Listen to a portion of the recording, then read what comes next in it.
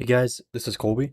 Today I'm going to show you how to model a Phase 1 clone trooper helmet from Star Wars with an image reference inside Blender 3.0. So let's get started. So the first step is to grab an image reference. I've already downloaded one online. If you just look up Phase 1 clone trooper helmet reference and one that has like several angles, that's pretty good. So press Shift A, create a plane, image reference, and go to wherever you downloaded it. It's my Blender projects folder. And here's my reference. So it's at an angle right now, so we can change that if we just press Control R, or Alt R, I mean, and Alt G. And there we go. So I'm gonna get rid of the cube. So just select the cube, delete it, and there we go. So I'm gonna go ahead and save up the file. So press Control S to save, and I'm gonna save it to just one of my folders inside my Blender projects on my desktop. So now that we have everything set up, we need to go ahead and just rotate the plane, the image reference, so that way it matches up with the front views. So press 1 on your numpad, and then go to front view, and select the image reference, and press R, then X, then 90.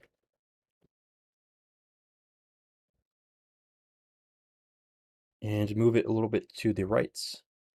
So basically what we want is this one right here, not the other ones, because this is from front view.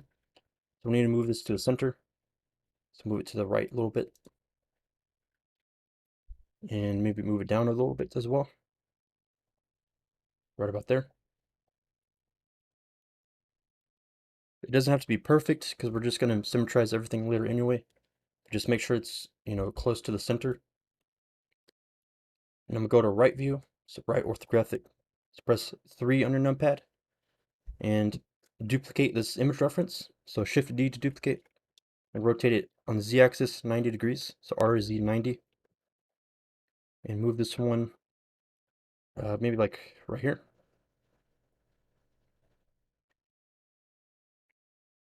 And I'm going to move it kind of out of the way. So press G and then X and then move it to the left or something like that just to get it out of the way. And there we go. So now that we have both image references, we can go ahead and start modeling. So I'm going to go to 1 on my numpad and press Shift A to create a plane, mesh, and then plane. We'll move it to right about here.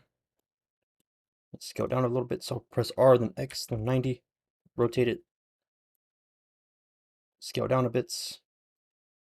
And I'm going to edit mode.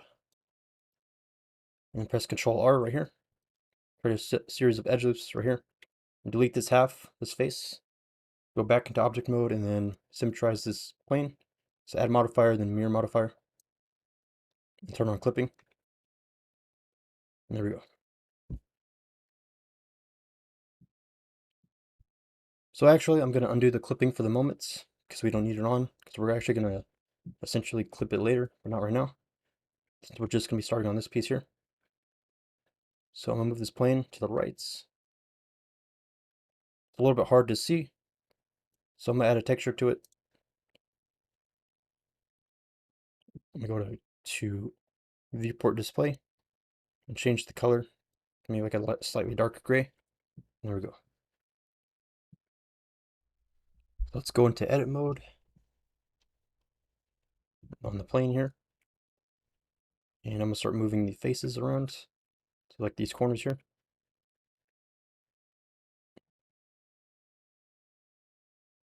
Can do over here, I guess. And just kind of match it up to the reference. So now I'm going to go to right view, 3 on my numpad, and select this whole thing and move it right about all the way over here. So you can see that the front of the mask is pretty curved. So we're going to go ahead and start matching the reference. So this is like right about here. It can be tricky sometimes, but once you have it with one angle, all you have to do is just match it to the next angle without like making it too different. So this matches up pretty good with front view and right view.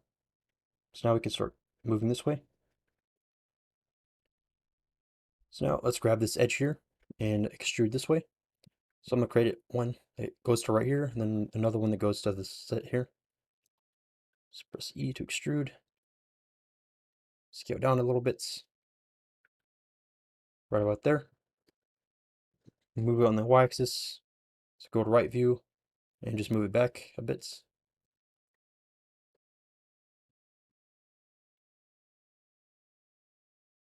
Alright, so now we can go ahead and grab this edge and extrude back, and it's alright if there's a little bit of a gap here between this plane and this side of the helmet, like the curve here, because later on we can add more edge loops down the line to like fix these like problems. I could add one right now, but it kind of just adds a little bit too early on. It makes it harder to essentially make the rest of the piece.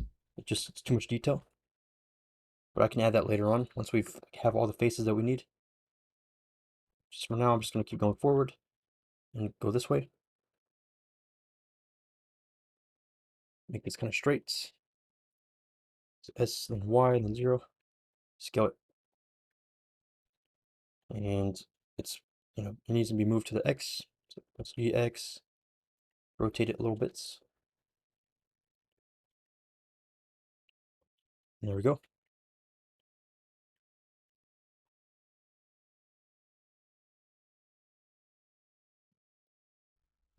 So now I'm going to grab this edge, extrude it back, no Y-axis, keep it straight. Go to front view, see how it looks. So it should be going back all the way over here. And let's grab a little piece here, extrude up to this point right here. Let's press E and extrude. And then make sure that matches. Looks good. So I'm gonna move this point kind of like right here, just to that corner. Go to front view and just kind of make sure it matches.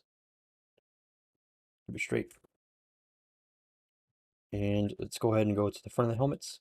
So grab this edge here, extrude. So press E and extrude again. Press S and then Y and then 0.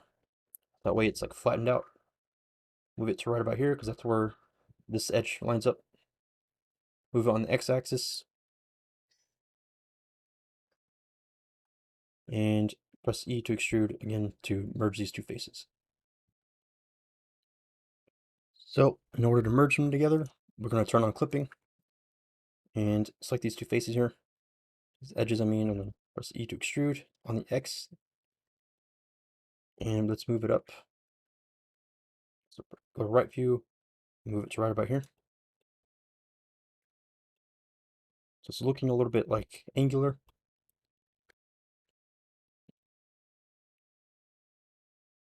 Something I noticed earlier is that these two edges should actually be a little bit more inward, whereas these two should be kind of out a little bit more.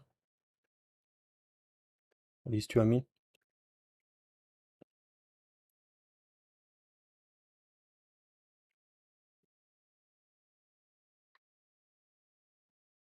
And just kind of move it and line it with the reference.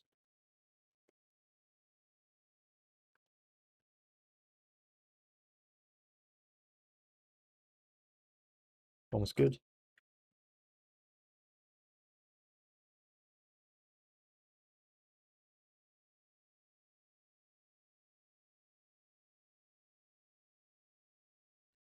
So I'm going to go ahead and add some edge loops right here to make it a little bit more curved, since it's very angular, and move them on the y-axis a little bit. So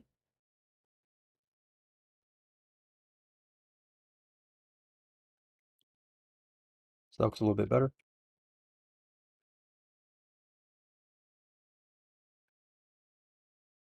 Just kind of match it with this plane here.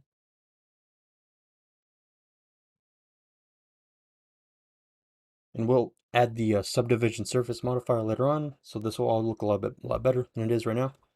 Just for the moment, we're going to keep subdivision surface off because we need to focus just on getting the essential faces, which require very low poly effort. So now let's go ahead and move downward. So I'm gonna grab this edge and extrude. So front view and press E to extrude again. Right about here. Kind of hard to see in the reference, but the face pretty much is like kind of aligned already. It stops right about here. and it kind of just like blends into the rest of the helmet. So we're going to move this a little bit on the y-axis back.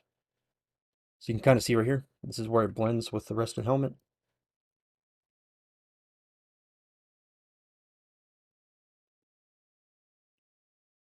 Just kind of make sure it looks good from front and side view.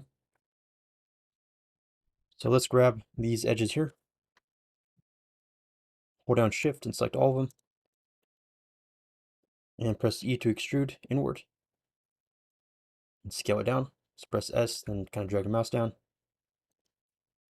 And we're going to tweak each edge manually. So I'm going to move this one back a little bit right here. This goes right there. Just grab these vertices and kind of move them to the reference. And there we go. Make sure that you go to front view and kind of see what it looks like. So these should all kind of be like sort of lined up behind this one. So they shouldn't really be visible at all from front view. Move these all back a little bit.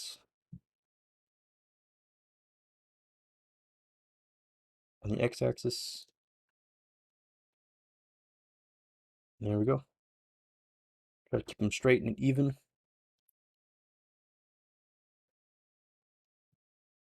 Looks pretty good.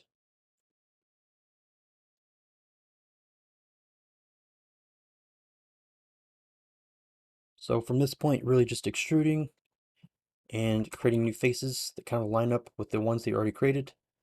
So here, I'm just going to create an edge here. Go to front view and make sure each one kind of lines up. Pretty much like that. And press E again. On the y-axis and just, keep cycling between front and side view. And just keep extruding faces that line up with the reference. And so I'll go ahead and show how to essentially kind of link them all together, since I've already shown how to extrude faces and everything. So I'll see you here in a second. So here we need to go ahead and merge these two vertices, and same over here. That'll make it easier to later on to add edge loops. So hold down Shift, select both these vertices. You can right click and press merge vertices at center, or you can just press M and do the same thing. So I'm gonna press M, just a little bit shortcut, and merge at center. Match these to the reference right about there. There we go. Right, so here we have a gap that we need to fill, but there's also like a little bit of a cutout right here on the chin. So in order to essentially add like a little cutout, you can just press Ctrl R to add an edge loop here and merge these two faces. So press E to extrude. And there we go. And just kind of move these edges up a little bit. So press G and then G and like edge slide a little bit. Just move these up quite a bit. And I'm gonna make it a little bit more round. So move it on the x-axis. And just kind of match these to the rest of the edges.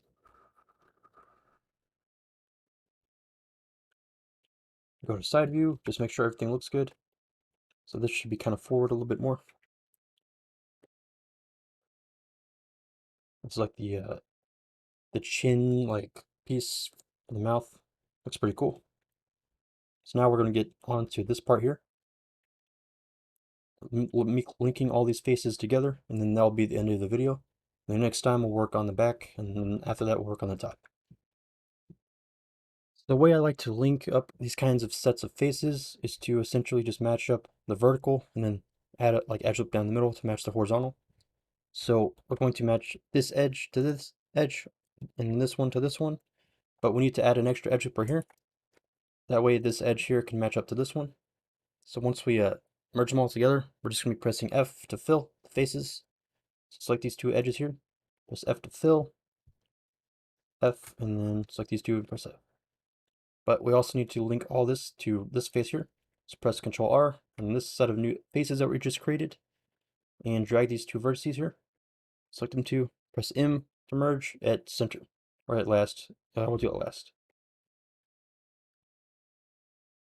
So we have those faces linked together now. So now we just need to smoothen it out a little bit. So I'm going to go front view and just kind of match the reference a little bit better. Alright guys, that's the end of this video. If you have any questions, just leave a comment down below and I'll try to answer them. And please like and subscribe, it really help out my channel a bunch right now. And next time we'll be making the back, and then after that we'll be making the top. Essentially just doing the same kind of thing we're doing today, just extreme faces and linking them all together. And keeping it very low poly for the moments, but later on we'll make it higher poly with subdivision surface modifier. That'll be it.